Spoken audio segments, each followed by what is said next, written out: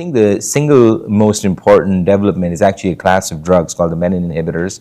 These are being used extensively, initially as a single agent, where we hope to see many of them be approved, but now moving into combination approaches with azacitidine venetoclax for the older unfit and with intensive chemotherapy.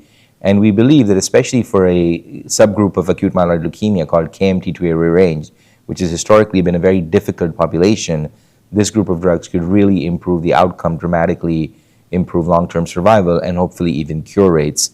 And even for NPM1, which in general has done reasonably well, but we think we can further improve it and cure more patients, the Menin inhibitors seem to hold a tremendous amount of promise there. So we're really looking forward to the development of these Menin inhibitors, initially as single agents in the relapsed refractory space, but eventually upfront in combination with azacitidine venetoclax intensive chemotherapy in the near future.